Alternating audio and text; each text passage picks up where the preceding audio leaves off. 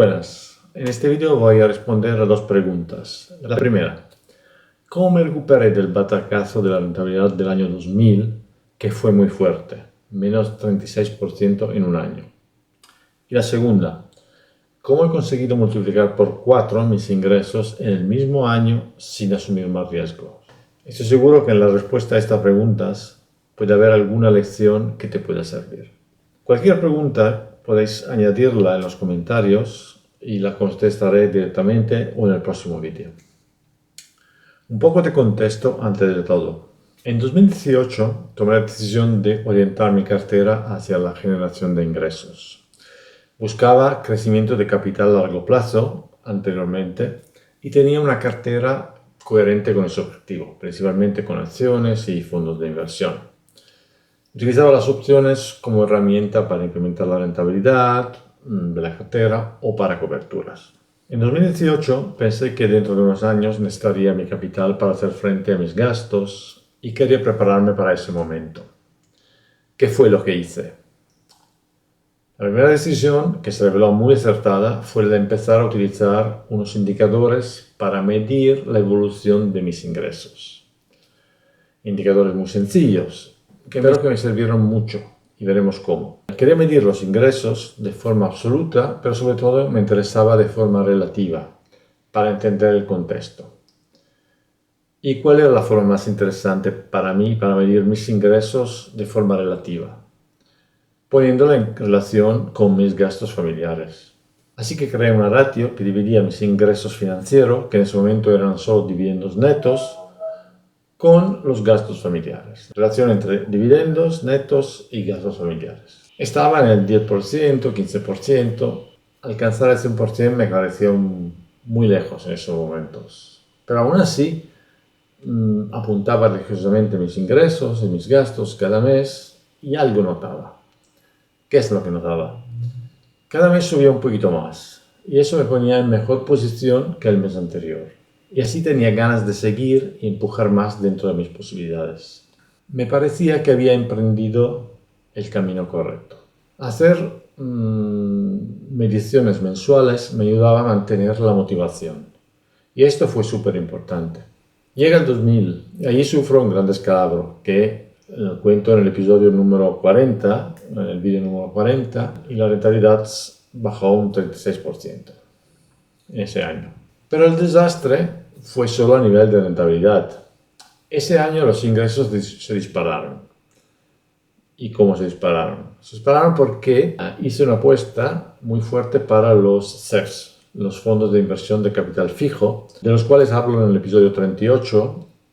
Y en ese año compré Closed Funds, fondos de inversión de capital fijo, a mano llenas durante la caída de la pandemia. Y esto se notó muchísimo en los siguientes meses a nivel de ingresos. La ratio pasó del 26% al 42% en un año.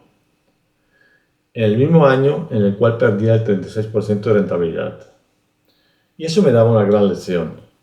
A corto plazo la rentabilidad e ingreso no tienen ninguna correlación. Es evidente que si encadena una serie de años malos, los ingresos se reducirán. Pero durante un año las dos variables pueden moverse de forma diametralmente opuesta. ¿Y por qué no tienen correlación a corto plazo los ingresos y la rentabilidad? Porque los ingresos son mucho más estables, mientras que la rentabilidad depende de factores externos fuera de mi control. Vamos a responder ahora a la primera pregunta. ¿Cómo me recuperé del batacazo de rentabilidad del año 2000 del menos 36%? La respuesta es sencilla. Me ayudaron las opciones. La misma que crearon el problema, me lo resolvieron. Esto es algo que repito muchas veces. Las opciones en sí mismas no son ni buenas ni malas, ni peligrosas ni nada. Depende de cómo se usen. Después de la experiencia de 2020, no estaba dispuesto a correr riesgos innecesarios. Así que decidí que cualquier cosa diferente que hiciera no podía incrementar mis riesgos. ¿Qué es lo que hice exactamente? Muy simple. Utilicé las opciones sin incrementar el capital empleado y sin incrementar el riesgo. Es decir, sustituí la gran mayoría de mis posiciones de acciones que tenía en cartera con put vendida. ¿Qué significa esto? Ahora lo vemos. Primero decir que estudiar las acciones con put vendida me permitió incrementar 4 veces los ingresos que antes se generaban vía dividendos. Y ahora lo generaba vía venta de put. La cosa importante es que no incrementé el riesgo y utilicé el mismo capital que mantuve en liquidez para cubrir eventuales asignaciones de la venta de put. Vamos a verlo con un ejemplo. Tenía 100 acciones de Nike que tenían una rentabilidad de dividendo del 2,3% y un precio de $110 en ese momento. Eso significa un ingresos por dividendos de $215 netos al año. 100 acciones significaban un capital invertido de $11.000. Lo que hice fue vender las 100 acciones y mantener los $11.000 en liquidez. Al mismo tiempo vendía una put con strike 105 a 30 días. ¿Qué consigo con esto? Tengo un ingreso de más o menos $150 en esos 30 días. Si la acción bajaba a 105, me la asignaban y yo volvía a tener en cartera las Nike compradas a un precio 5% más bajo respecto al precio que la vendí. Y vuelvo a estar como antes, pero con las 100 Nike en cartera y $150 de ingreso, que antes no tenía.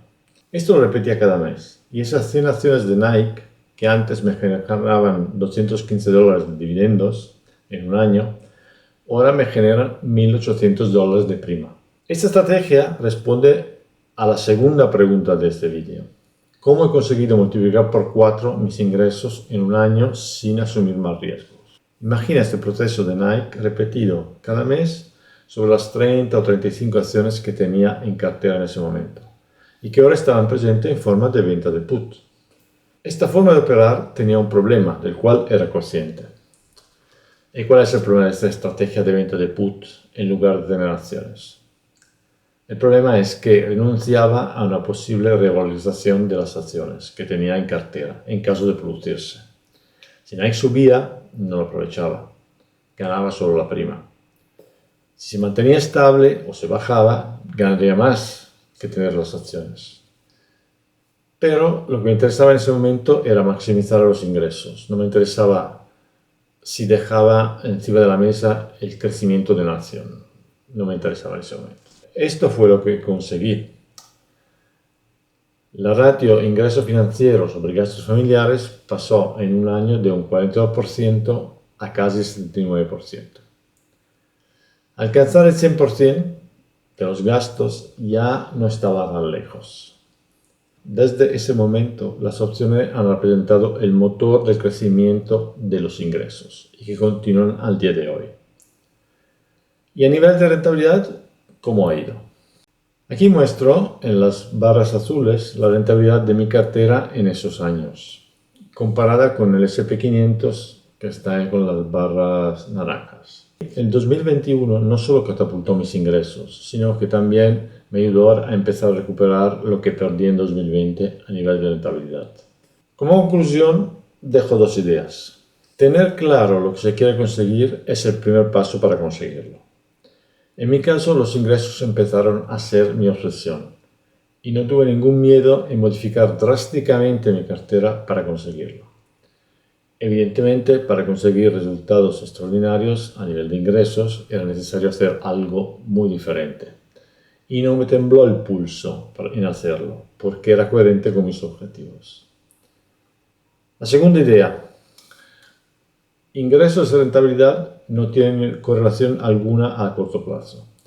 En años desastrosos como el 2020, mis ingresos crecieron mucho y, no obstante, la rentabilidad fue fatal.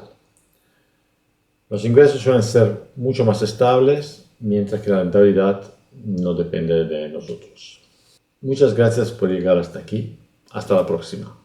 Cualquier pregunta, duda o comentario, contestaré en los próximos vídeos. Un saludo.